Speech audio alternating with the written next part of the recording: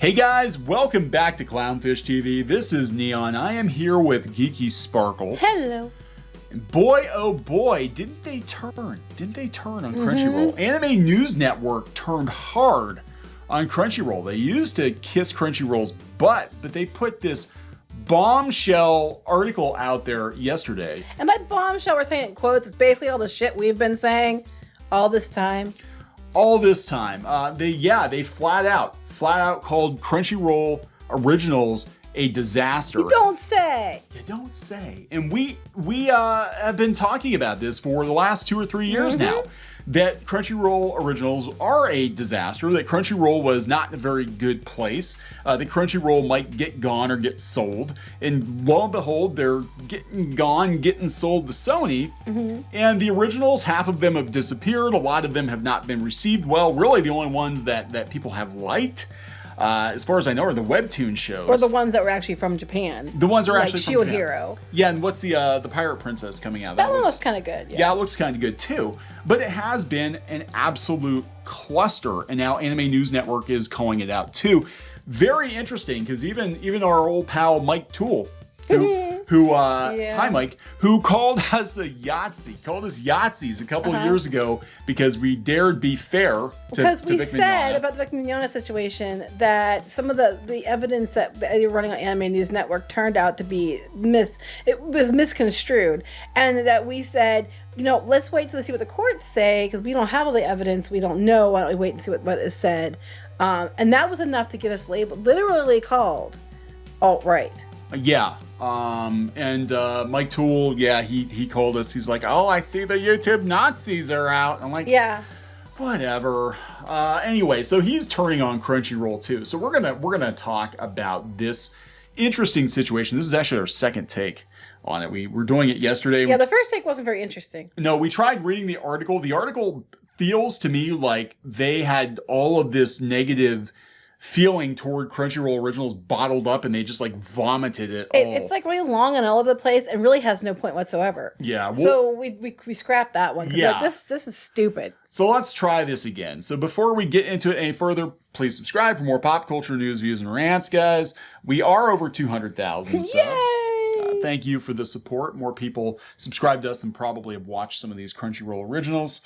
I doubt. You keep saying that. I don't think so. Well, you can't watch them when they're not on. When they're not uploading them.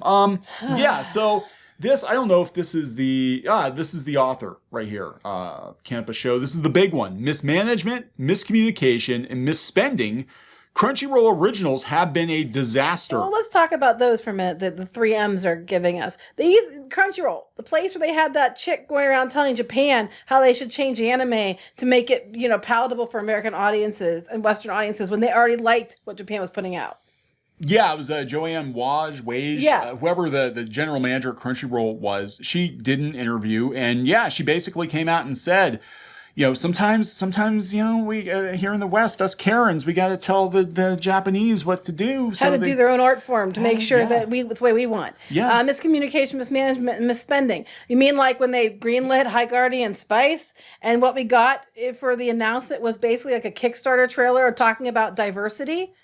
Yeah. And then they had the Elation Studios, and it was all about diversity with women in animations chick, which is actually some women in animation. As it turns out, not all.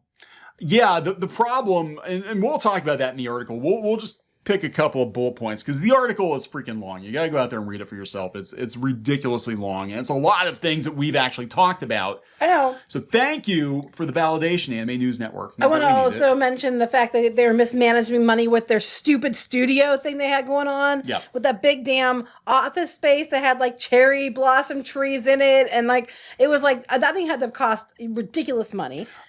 They kept raising rates on the stuff, didn't they? And then they were supposed to send money over to the animators in Japan to try to improve the conditions so people were subscribing. And the money went instead to Elation Studios to do High Guardian Spice. Mm-hmm. I mean, there's so much going on. And then they were putting out pieces preemptively before, when we were saying they were going to get sold, everybody said we were full of shit. They were putting out pieces preemptively in journals talking about why Crunchyroll is so great, doing so well, and they're fantastic. Yeah, there was actually a puff piece it was like a streaming website. It was an industry magazine. It wasn't it wasn't something that the general public would see. And it talked about the numbers at Crunchyroll and how Crunchyroll is killing it. And there's a case for why we shouldn't be sold out. Yeah, and we were here. Look, we've been hearing for like 2 years. We've been calling it. But when Anime News Network says it, then, oh my gosh, then it's true. Yeah, we're the Yahtzees. We're the Yahtzees. Look at that. Yeah, so this article covers in 2018, Crunchyroll Studios Tokyo was founded, and in 2020 it closed down. So that was kind of a big thing too. It is buried in the middle of that article. It's a long article. But I mean, they gave us such winners as X-Arm, which looks like budget cut Ruby. It was not received well at all. And High Guardian Spice. Now, just a little bit about High Guardian Spice. You know, it was announced, like you said, it was basically a Kickstarter video for an unfinished project. It was Elation Studios, which was Margaret Dean, who's the head of Women in Animation, basically talking about how diverse the writer's room was and how diverse the people working on the show were, but there was jack shit shown of the animation or anything.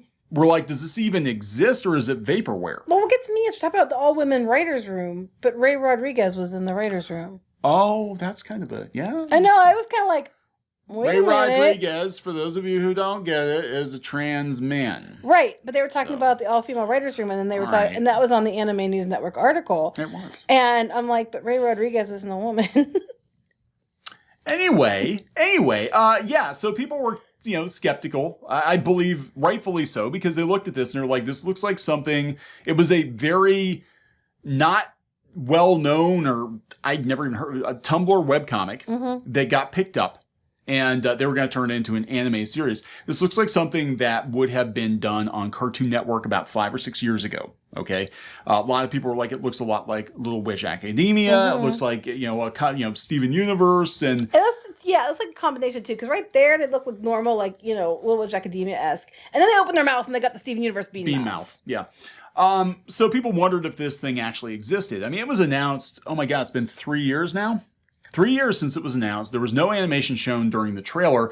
The staff had been let go. We knew this, and it had gone down the memory hole. Now, about 2 years, I guess, after it was announced, we had somebody come to us and tell us they saw the pilot.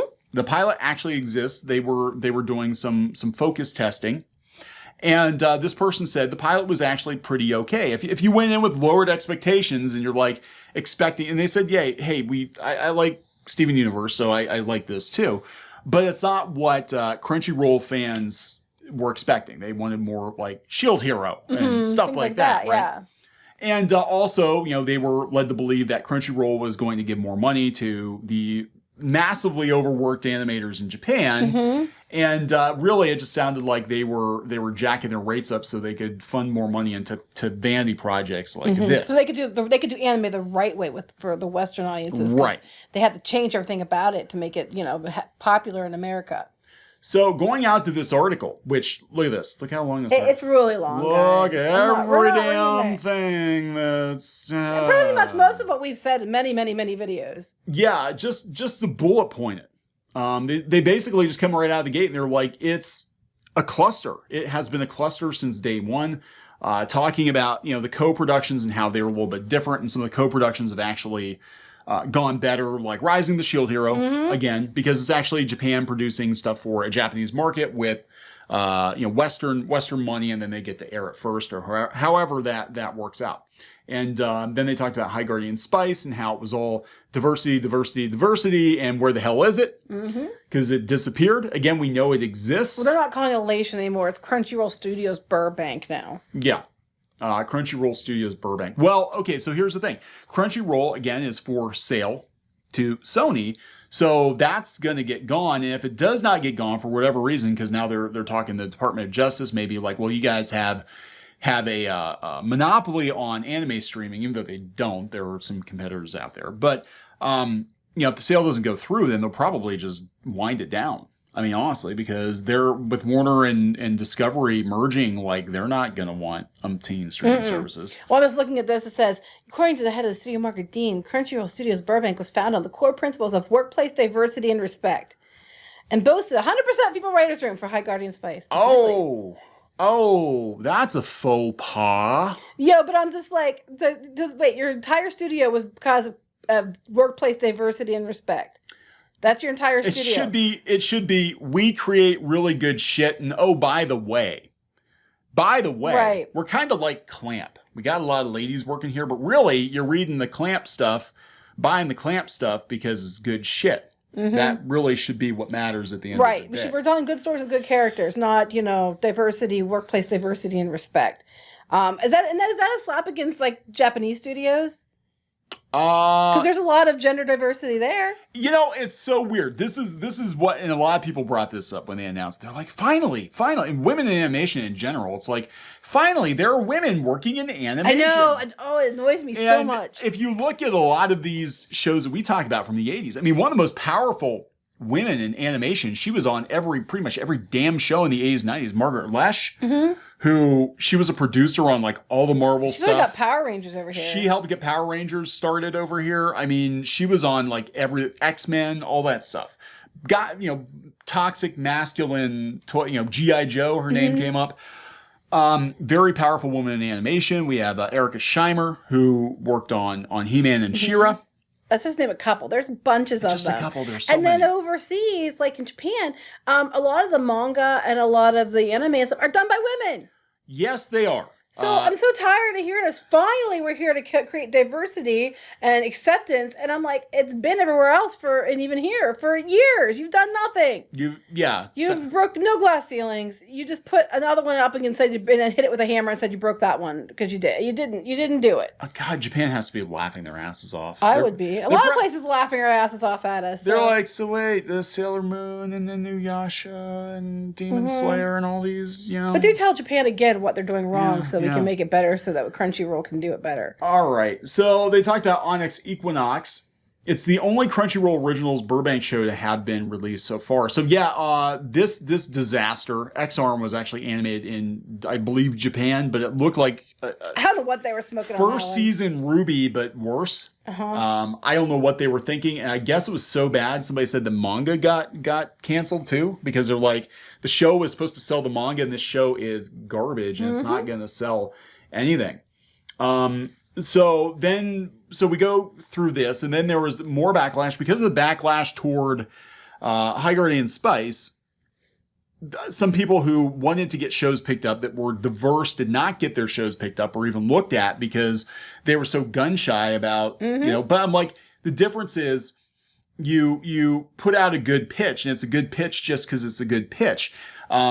With High Guardian Spice, there was literally nothing to show other than some concept art and a big spiel about diversity and inclusion. That's pretty much what they did. And then they got backlash for it because, like, well, you're not showing us anything. And then, well, it's because they're just terrible istophobic people. Yeah. And the creator they're talking about, we actually, I think it's Sarah Aisa, we actually spotlighted her on the channel because she had what I thought was a really kick-ass pitch. Looked like a really good show. I think it gave her a couple pieces of advice on things that she could do to put with it too. And I felt bad because I'm like, this actually would have fit with Crunchyroll's audience better than High Guardian Spice, because it looked kind of like an Avatar. It had like Avatar vibes to it. It was pretty cool, and I hope she gets it picked up or gets something picked up someplace. But so they bring that up. They're like, for all your talk of diversity and inclusion, you had someone come to you with a cast of nearly all dark-skinned characters, I believe, in her show, but it looked badass. It looked really good, and they passed on it. So there's that. And then, they shut down Crunchyroll Studios Tokyo in 2020. This is just... That's not a good sign. No! That's really not a good sign. That's kind of what the point was. Okay. And then they had the Warren Ellis situation. Warren Ellis was his webcomic. They actually were going to turn it into a Crunchyroll original. And now I don't know what's up with it now. But now the allegations with Warren Ellis, as I understand them, was that Warren Ellis got around quite a bit with women of age, but a lot of those women expected career favors. That's crappy if he let them believe that. But it's also crappy to go ahead and act on that to try to get yourself ahead too. So, I'm just, as a woman, I just think that, sleeping with somebody thinking it's going to get you something is just as shitty. But, call me crazy. It's almost like the Funimation casting couch or something. Yeah, pretty much. It sounds like that. So there were allegations against him, and he did the apology thing and yada yada. And I don't know what's going on with any of these shows, but it's basically they wrap it up. It goes on and on and on. They wrap it up, and the only thing that's been successful were the webtoon productions, but that they would have gotten made. I think they're like, oh, we'll take your money, Crunchyroll. Mm-hmm. You've got a big platform, but they'll just go over to Sony and do stuff. They'll just take it someplace else. They're webtoon. They got like infinite money. But Naver has infinite money. The real story here, I think, because this is all stuff we already knew. Yeah. Is how fast Anime News Network turned on Crunchyroll. Yeah. That's the story. I mean, we can go on about this all day, but it's all stuff we've already covered. I think to me, the real story here is how everybody's turning on them. Yeah, because I think at this point, they're like, we literally have nothing left to lose because we know Crunchyroll is getting sold off to Sony. They're not going to give us any more advertising. They're not going to sponsor any of our shit. Oh, yeah, because they were getting weren't they getting first looks and stuff? No, it was it CBR. CBR was getting first looks from them. Well, Anime News Network they were pretty cozy with them too. And it's kind of like we saw this happen with Disney, where Disney ran out of money and ran out of perks to give to people, and everybody started turning on them. Now everybody's turning on Crunchyroll because they're like, what the hell? It's not going to matter anyway. Because they're already fucked. It's over. We can be honest because we're not going to lose anything, to be honest. Yeah, we're not going to lose access. We're not going to lose ad dollars. You could have followed like our channel who was honest the whole time. So again, big thanks to Mike Toole for calling us a bunch of lying. Still blocks you, by the way. Oh, yes, you blocked? On Twitter, yes. I'm still blocked. I'm still blocked, even though we never did anything to warrant what he said. And I'm still blocked. Maybe it's because I pointed out that, he might not, he's blocking a woman, but, some of the things he's worked on in the past were, questionable towards women. Oh, that other, yeah. So anyway, it's just, it does my heart good to see us gossip mongering YouTubers, right every once in a while. And it looks like they were really upset about the clown, or the Crunchyroll character. That's what they can be upset about? Yeah, they had a survey. They were asking people, I guess, what they should do with her, and then they never did anything with her. And now she's just going to get... I still think... I don't know what's going to happen to Crunchyroll. I still think that they'll probably just roll it all into Funimation and call it a day. I don't know. I have no idea either, but I always thought she was cute because she is a redhead, like me, and I was always liking that. I'm surprised that she's not, they left her be white still. Yeah, this person here, I'd really like to see Crunchyroll be fully independent again. This is the problem. This is what happens when you sell your company to a corporation. Okay. I'm sorry, I'm too busy being happy about the picture below it. It makes me happy inside because it's so fun. Anyway, we could do that here. I'm easily distracted. We've got little arcade machines and toys here. I'm easily distracted. I saw that and I was like, oh, that amuses me. Anyway, back to the point. Well, yeah, this is why Crunchyroll was independent. Well, they used to be a pirate site, but they were independent, and the same thing happened to Rooster Teeth, and they're gonna both end the same way. They're basically gonna get absorbed into tears. Yeah, it's gonna be like Evangelion. Everything is gonna be orange goo. Everybody's gonna turn into Tang. Crunchyroll is gonna turn into gonna turn into orange goo.